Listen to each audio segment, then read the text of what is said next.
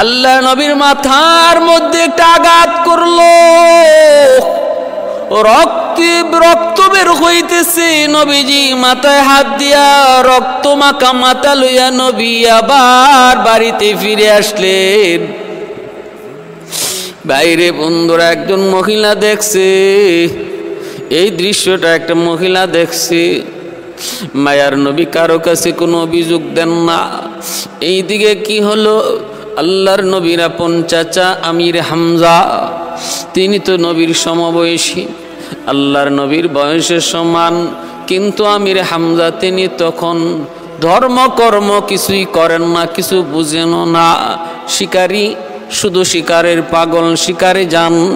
ওই দিন আমির হামজা শিকারে গেছেন। এইদিকে ভাতিজা মুহাম্মদের সাথে মহব্বত আছে, ভালোবাসা আছে, সমসাময়িক বাল্যকালের বন্ধু আমির হামজা, কোনো খবর নাই। এইদিকে আমার নবীর বিরুদ্ধে তো ষড়যন্ত্র, নবীর শরীরে পর্যন্ত দুশমন আঘাত করার সাহস পায়, এই খবর আমির হামজার নাই। তিনি জঙ্গলে শুধু শিকারে মগ্ন।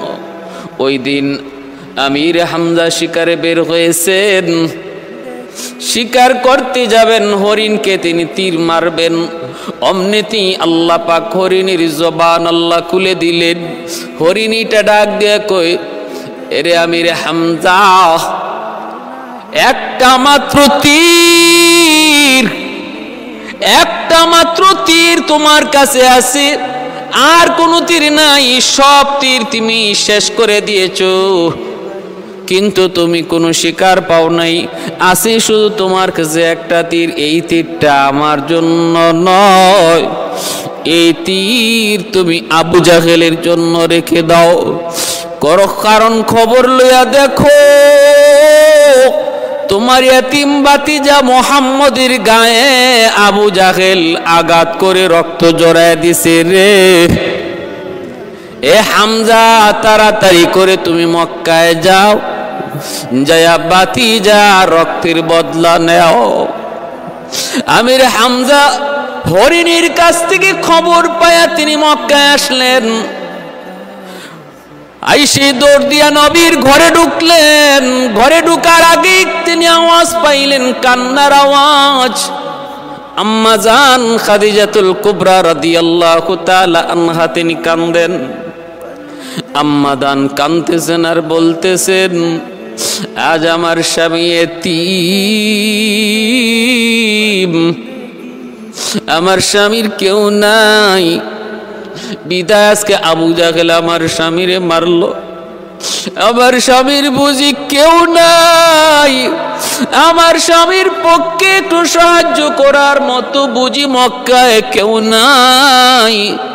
কইয়া আম্মাদান খাদিজাতুল কুবরা কাঁদতেছেন। ওই মুহূর্তে আমির হামজা ডইকে বলেন, খাদিজা থামো, মুহাম্মদ নিঃস্ব অসহায় হয়ে যায় নাই, মুহাম্মদের চাচা হামজা এখনো দুনিয়ায় জীবিত। কি হয়েছে বলো বাবা, কি হয়েছে বল, মুহাম্মদ বল কি হয়েছে। কয় বাপ, চাচাকে বড় আশা নিয়ে দাওয়াত দিয়েছিলাম, বিনিময়ে আমার মাথায় আঘাত।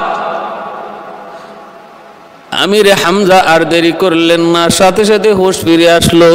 এই খবর তো আমাকে কেউ মানুষে দেয় নাই, আমাকে খবর দিয়েছে কে ভাতিজা জাননি? আমাকে খবর দিয়েছে জঙ্গলের একটা হরিণ, জঙ্গলের ওই হরিণ আমাকে পাঠাইছে। সাথে সাথে আমির হামজা তলোয়ার হাতে নিয়া আবু জাহেলের আবু জাহেলের সেই বন্ধু বান্ধব নিয়ে আড্ডা দিতেছে। ওই আড্ডাখানায় যাইয়েই আমির হামজা হাজির। ডাক দিয়ে উঠলেন, এরে আবু জাহেল শোন, এসে গেছে আমি হামজা। মনে করেছ আমার ভাতিজা এতিম, বুঝি তার কেউ নাই। আরে মুহাম্মদের চাচা হামজা এখনো মরে যায় নাই। আমার ভাতিজার অপরাধ কি? তোর কোনো ডাকাতি করেছে, তোর কোনো ক্ষতি করেছে? কয় না, কোনো ক্ষতি করে নাই, কোনো মানুষের ক্ষতি আমার ভাতিজা করে না, করে নাই। তাহলে অপরাধ কি? তুই আমার ভাতিজার গায়ে কেন মারলি? এই কথা বলা মাত্রই বইলেই দেরি নাই, আমির হামজা তলোয়ারের বাট দিয়া আবু জাহেলের মাথায় মারলেন। সাথে সাথে মাথা থেকে রক্ত ফিনকি দিয়া বের হতে লাগলো। আবু জাহেল কয়, হামজা একটু থামো থামো। কের থামাতামি? আগে বসে দিছেন ওর মাথায়, ফিনকি দিয়ে রক্ত বের হয়। সাঙ্গপাঙ্গগুলি তারা দাঁড়ায় হামজার গায়ে হাত তোলার জন্য। আবু জাহেল রক্তাক্ত অবস্থায় মাথায় হাত দিয়েও কয়, থাম, তোরা কেউ হামজার গায়ে হাত উঠাইবি না, কারণ তোরা কেউ না চিনলেও আমি হামজারে খুব ভালো করে চিনি। বিপদ আর বাড়াইও না, আগুন যদ্দুর আছে অদ্দুরই রাখো, আর বাড়াইও না, আর চেতায়ও না। ভাইয়েরা বন্ধুরা, এরপরে আমির হামজা বলেন, তাহলে আরেকটা কথা শুন, আমার বাতিজা ইসলাম ধর্মের দাওয়াত দেওয়ার কারণে, ইসলাম ধর্মের দাওয়াত দেয়, এটাই যদি তার অপরাধ হয়, তাহলে আজকে ভরা মজলিসে তোরা শুনে নে রে, আমি মুহাম্মদের চাচা হামজা কথা দিলাম, এখন থেকে আমি আমার ভাতিজার ধর্ম ইসলাম ধর্ম গ্রহণ করে নিলাম। সুবহানাল্লাহ। कौनैन मुख्तार खुदा तुमको बनाया, कौनैन मुख्तार खुदा तुमको बनाया, उम्मत का निगाहबान खुदा तुमको बनाया, उम्मत का निगाहबान खुदा तुमको बनाया।